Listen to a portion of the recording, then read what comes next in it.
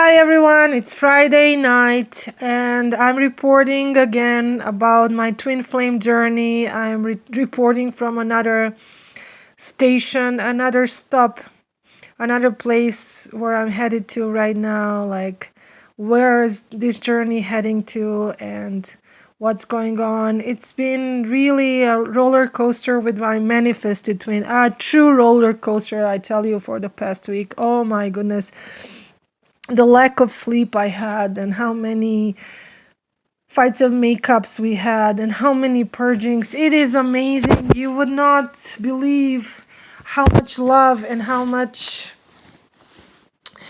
trying to understand the relationship it takes to be on a twin flame journey when you are in a contact with your manifested twin or your organic twin, whichever. If your organic twin is manifested twin, or if your organic twin did not manifest but it manifested in another person, then how much more purging comes after the actual contact and actual when the runners stop running, or when you have someone be manifested as your twin.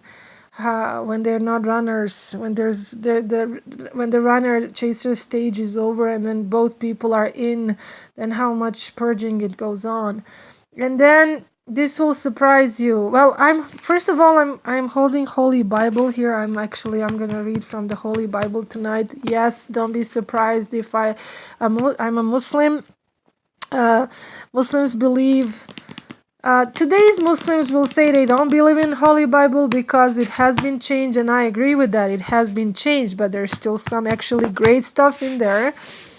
Sorry, Muslims, brothers and sisters, I'm Muslim too, but I do read Bible because we all know the statement in our religion, the proclamation of faith is Amen to Billahi, which means I believe in the God. Amen to Billahi ve malaikatihi, which means I believe in the angels. Ve kutubihi, which means I believe in the holy books in plural, which means Quran and the previous scriptures. And so that the thing that the Holy Quran is divinely guarded is the fact that I'm sorry to the Christians, I apologize Christian, but it's a fact that the Holy Quran is untouchable.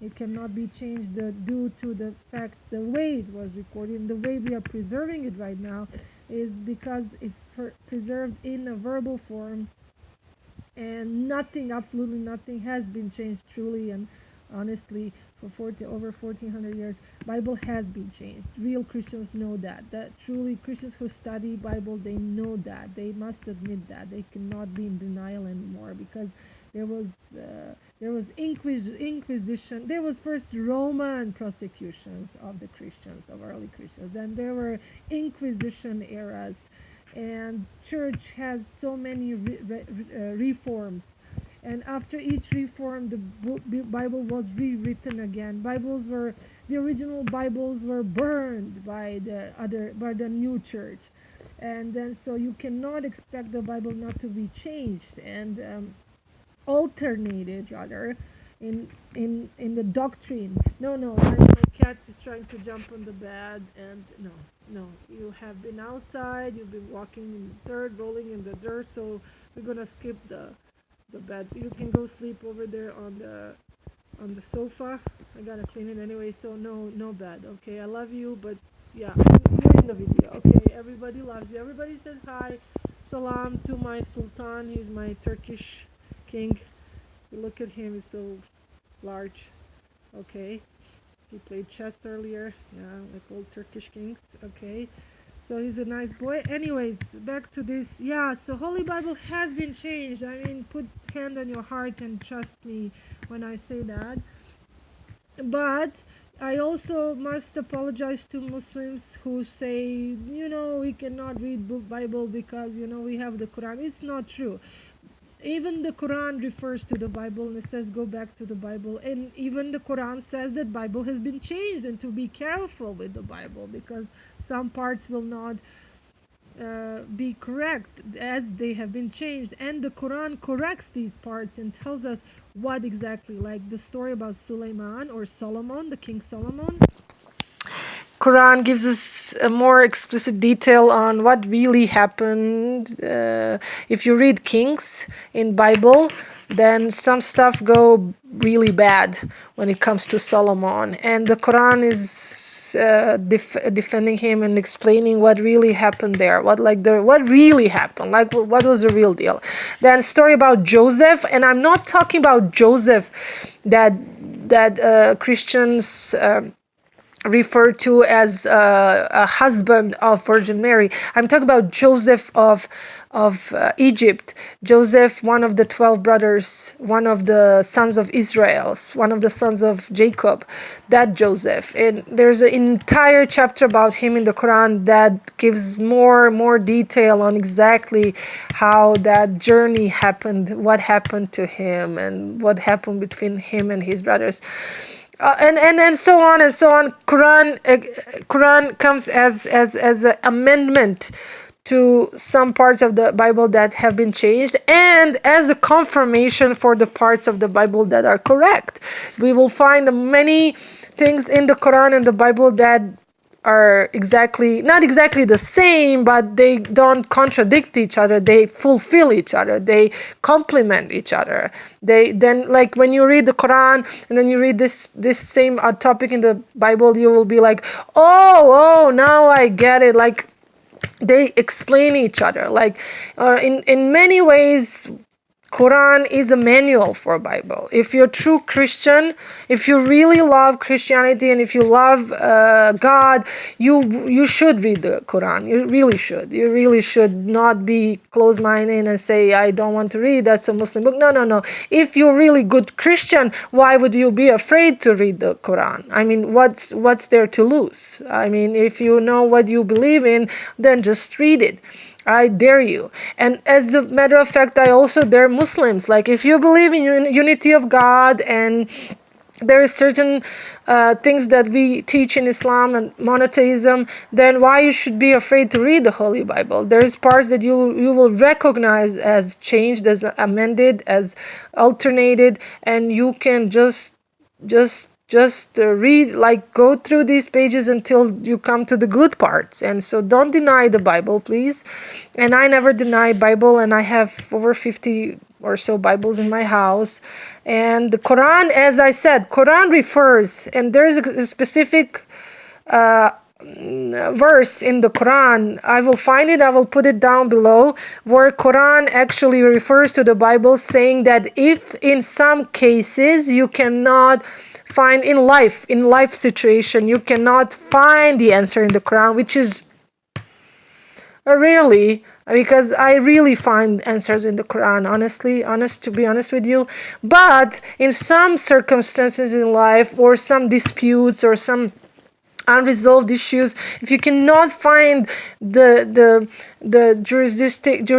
what's the word, like if you can't find ruling on this and on advice from the Quran, if you just can't see it, maybe it's there but you can't see it, then Quran says go refer to the people of the book, ask the people of the book, which means go ask Christians, maybe they have the answer for this, maybe there's big, and that shows us that God wants us to talk to each other, to have these interfaith meetings, to share our knowledge. That's the point. Like he also says in the Quran, I could have created just one religion, just like he could have created just one kind of person, one kind of people, like one race. But he created many different races, many different hair colors and eye colors and all kinds of skin colors and nationalities. And God also says in the Quran, I could have made you to believe in only one same single religion. All of you could share one faith, but this is my will that you are you do choose which, but it's like in a larger picture, it's God's will that he allows different beliefs to exist and to thrive.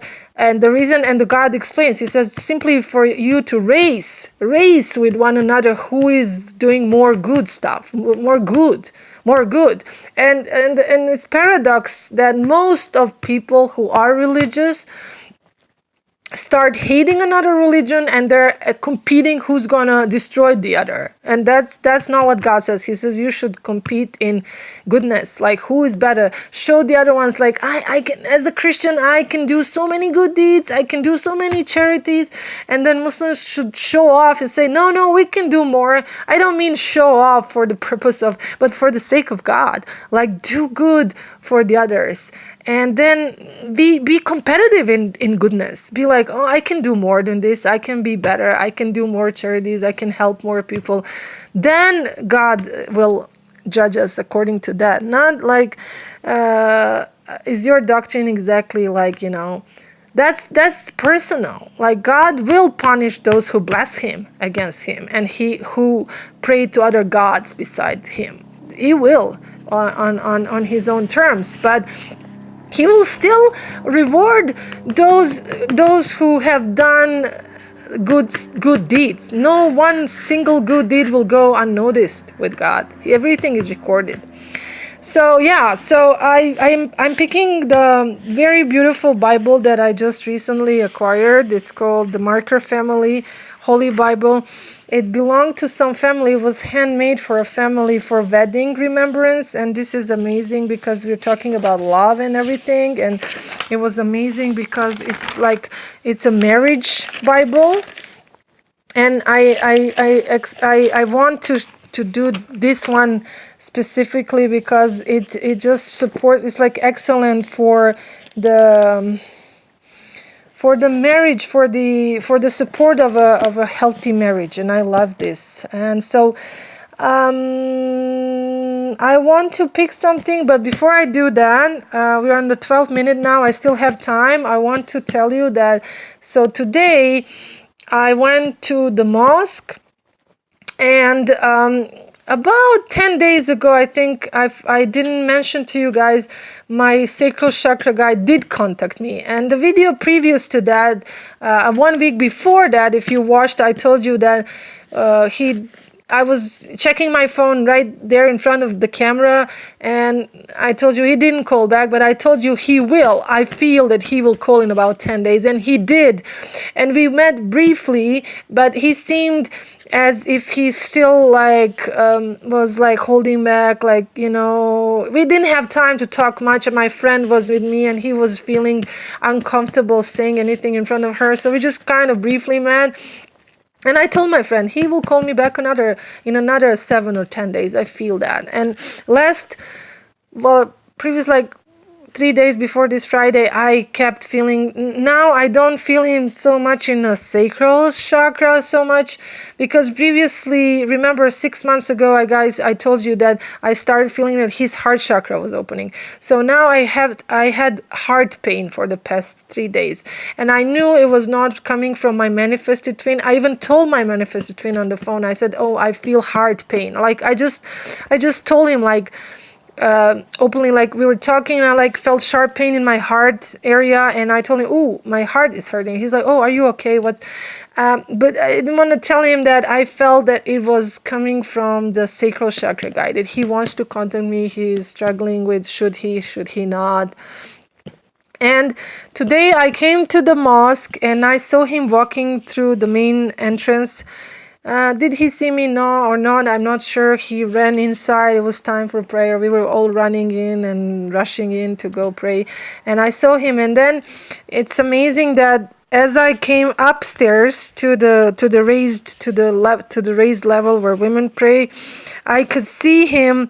He took his jacket off, and I could see him in his favorite checkered red shirt. He was standing exactly in the same line downstairs in the main mosque area. He was standing like I was here, and he was here, and I could see him through the glass upstairs.